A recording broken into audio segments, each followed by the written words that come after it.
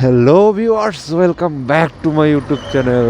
তো আজকে চলে এসেছি আমি আমার বাইক নিয়ে। বিগত 10 দিন যাবত আমি আমার বাইক হাতে পাই নাই। হাতের মধ্যেই ছিল কিন্তু বাইকের তেল ছিল না, যার কারণে বাইক বের করতে পারি নাই। আর আজকে অনেক খুশি খুশি লাগতেছে, কারণ আজ পুরো 10 দিন পর বাইক বের করে ফেলেছি। কালকে যেমন তেমন করে একটু তেল ভরাইছি বাইকের মধ্যে, আর আজকে নিয়ে বেরিয়ে পড়েছি। কি যে মজা লাগতেছে। তো জনগণদের জন্য আমি এইটাই বলবো যে নে তেল নে, নিয়ে আরো গোয়ার মধ্যে ঢুকার। কেমনে ঢুকাবি, এখন দাম বাড়াই দিছে, কিন্তু তারপরও জনগণ শান্ত হবে না। এদের চুলকানি আরো বেশি হয়ে যাবে। এরা আরো যত পারবে বেশি করে তেল ভরাবে। দাম বাড়ছে তো কি হয়েছে, তেল নিতে হবে, নিয়ে হোগার মধ্যে ঢুকাইতে হবে। লেওরা ভাই রে ভাই, বিকালবেলা তেল দিবে, সন্ধ্যার সময় তেল দিবে তারা। সকালবেলা ফজর টাইম থেকে এসে সিরিয়াল ধরে রাখে যে সন্ধ্যার সময় তেল পাওয়া যাবে আজকে। কি একটা ব্যাপার, আশ্চর্যকর একটা ব্যাপার। বিকালে বা সন্ধ্যায় তেল দিবে, আর তারা সকাল থেকে ফজর থেকে এসে লাইন ধরে থাকে। কালকেরই কথা বলি, কালকে আসার সময় দেখতেছি যে তেল দিবে নাকি সন্ধ্যার পর, আর সকালবেলায় মনে করেন যখন প্রায় আনুমানিক 600টারও ঊর্ধ্বে গাড়ি লাইন ধরে আছে। লা, দেশের মধ্যে যে কি শুরু হয়ে গেল। আর এই সুযোগেই তেলের দামটা বেড়ে গেল অনেক জায়গায়। অনেক জায়গাতে যতটা শুনলাম সব জায়গাতেই তো বাড়ার কথা, তেলের দাম বাড়িয়ে দিয়েছে। আমরা সেই সময় থেকে বাইক চালাচ্ছি যে সময় তেলের লিটার ছিল মাত্র 86 টাকা। অনেক নতুন বাইকার আছেন যারা তো 86 টাকা লিটার তেল দেখেই নেই কখনো, কিনেই নেই। কিন্তু আমরা তখন থেকে বাইক চালাই আসতেছি। তখন 50 টাকা তেল ভরলেও হাফ লিটারের ঊর্ধ্বে, 50 টাকা তেল ভরলেই কোথায় কোথায় ঘুরে যাইতো। আর এখন 100 টাকাতে আর তত দূর ঘোরা যায় না। হাই রে সেই দিনগুলো। আমাদের দেশের একটা নিয়ম কি জানেন, যে কোনো জিনিসের যদি দাম একবার বাড়ে তো ওটা বাড়তেই থাকে, ওটা জীবন আর কমে না। আমাদের দেশে দাম হলো মানুষের বয়সের মতো, বাড়ে কিন্তু আর কমে না। শুধু আমাদের দেশেরই দাম বাড়ে না, শুধু দেশের পণ্যর জিনিসের দাম বাড়ে, পণ্যগুলোর দাম বাড়ে। এই দেখেন, তেল কিন্তু এখনো আসে নাই, আসবে কিনা তাও শিওর না। কালকেই আমি এই পাম্পে শুনে গেছি যে আজকে তেল দিবে না, তারপরেও ভিড়টা দেখেন গাইস।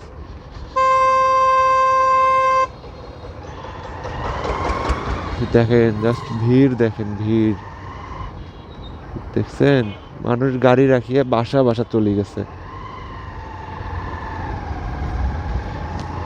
শালা জনগণ রে, মানে চাকরি বাকরি সব বাদ, কাজ কাম সব বাদ, ব্যবসা বাণিজ্য বাদ, খাওয়া দাওয়া বাদ, সারা দিন এসে তেলের পাম্পে পড়ে থাকে। মাদাচ্চ দেখে একটা শালা।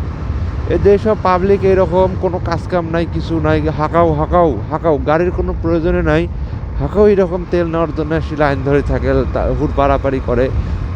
যারা তেল স্টক করতেছে তাদের উদ্দেশ্য, তোরা এক নম্বরে একটা মাদার চোদরে বাহিন চোদেরা। মানে তোদের জন্যই দেশটা এত অবনতির দিকে মানে চলে যায়, এত অবনতি হয়ে যায় দেশের, তোদের জন্যই বাহিন চোদেরা। এত লোভ লালসা মানুষের, এত মানে সবখানে বিজনেস করতে হবে। মানে মজা লাগে মানুষের, নেশা এটা একটা মজা লাগে। তেল জমাইতে হবে, এর থেকে বেশি জমাইতে হবে, ওর থেকে বেশি জমাইতে হবে, বড় আলি করতে হবে, মানুষকে তো বলতে হবে আরে আমি ওই পাম্প থেকে 1000 টাকা তেল নিছি, আমি ট্যাঙ্ক ফুল করছি, আমি 2বার ট্যাঙ্ক ফুল করছি। মানে কম্পিটিশন লাগছে মানুষের, বাঞ্চোদেরা। এই এখন মতো পাবলিক দেখলে আমার মন মেজাজটা একদম খারাপ হয়ে যায়, খারাপ। দেখেন কি লম্বা ভিড় ভাই। তেল দিবেই না আজকে, এখানে কালকেই দিছে তেল, এখানে আজকে দিবেই না। এই যে দেখেন আমাদের ওখানে বাসা, তেলের জন্য এই পাম্প ওই পাম্প ঘুরে বেড়াচ্ছে। বাসা থেকে 8 কিলোমিটার দূরে পাম্পগুলোতে আসি ঘুরে বেড়াচ্ছে। দেখছেন, জাস্ট দেখেন বিষয়টা দেখেন, কালকেও তেল দিছে আর আজকে তো দিবেই না। ও না না, দিতেছে দিতেছে, কিন্তু তার জন্যই দেখেন কি লম্বা ভিড়টা লাগছে। কি কি একটা অবিশ্বাস্য বিষয় রে। ধ্যাৎ। মানুষজন পুরো বাউরা হয়ে গেছে, বাউরা। ওইদিকে নিম্নত 300-400 গাড়ি হবে, 400, এদিকে আরো মনে করেন 400-500 গাড়ি। সি নে বেশি করে তেল নিয়ে গোয়ার মধ্যে ভর বাইনচোদেরা। এই স্টুডেন্ট মানুষরা বাইক নিয়ে আসছে, ওদের কি তেলের প্রয়োজন? এই যে যারা আসছে তারা একজনও মানে দৈনন্দিন তেলের প্রয়োজন আছে এমন কোনো ব্যক্তিকে দেখেই পাবেন না, আপনি খুঁজেই পাবেন না। যাদের আসলে প্রয়োজন, যারা চাকরি বাকরি করে, তারা আসে এখানে লাইন ধরার টাইমই পাবে না। যারা ব্যবসা বাণিজ্য করে, ব্যবসা নিয়ে ব্যস্ত, তারাও আসে এখানে লাইন ধরার টাইম পাবে না। যারা কোনো কাম কাজ নাই খায়া দেয়া, তাদেরই এখানে দেখবেন যে লাইন ধরিয়ে আছে শালা। নিজ্ঞা তেল লাগবে না আমার।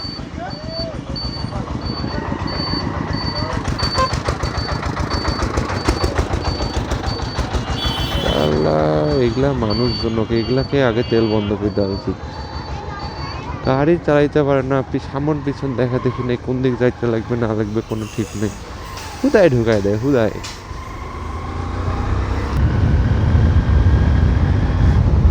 আমার বাইকে টিফিন বাটিটা ক্যারি করা না থাকলে বাইকটা আমি আরো টানতাম। টিফিন বাটিটার জন্য আমি গাড়িটা টানতে পারতেছি না। তো গাইস, চলে যাব একটু পরে কাজে যাবে। আজকের মতো এখানেই ইতি। আবার দেখা হবে আগামী ব্লগে। আশা করি ব্লগটা ভালো লাগছে, আর দয়া করে সবাই লাইক সাবস্ক্রাইব করে দিবেন। নতুন ক্রিয়েটর আমি, নতুন ব্লগার, তো আপনাদের সাপোর্ট অনেক বেশি প্রয়োজন। আপনারা আজকে সাপোর্ট করবেন, কালকে আমি আপনাদেরকে আরও ভালো কিছু দিতে পারবো, ভালো ভিডিও দিতে পারবো, ভালো মোটিভেট বা যেটাই বলেন, আমি আরও বেশি করে আপনাদেরকে ভালোভাবে এন্টারটেনমেন্ট করতে পারবো। কিন্তু যদি সাপোর্ট না দেন তাহলে তো কোনোটাই আর সম্ভব না। কেউ একদিনে বড় হয় না, কেউ একা এতদূর যাইতে পারে না। আপনাদের মতো একজন ব্যক্তির সাপোর্টের কারণেই এক না একদিন আমিও ইনশাল্লাহ অনেক বড় মানুষ হব। আর এখন পর্যন্ত যারা আমাকে সাবস্ক্রাইব করে রেখেছেন, যারা আমার ভিডিও দেখেন, তাদের উদ্দেশ্যে একটা কথা বলবো, কী রে বাড়া, রেগুলার ভিডিও দেখবি না, রেগুলার ভিডিওতে লাইক করবি না, তো সাবস্ক্রাইব করে রাখছিস কী জন্য? Just joking. যারা আমাকে সাবস্ক্রাইব করে রেখেছেন, যারা আমার রেগুলার ভিডিও দেখেন, তাদেরকে অসংখ্য ধন্যবাদ। এই শুরুর দিকেই যারা আমাকে এত করে সাপোর্ট দিতেছেন, অচেনা ভাইয়েরা আমার, তাদেরকে অসংখ্য ধন্যবাদ। ইনশাল্লাহ এক না একদিন আমার মাধ্যমে আপনারাও নিশ্চয়ই কোনো না কোনো উপকার পেয়ে থাকবেন, আশা করি, চেষ্টা করব আমি।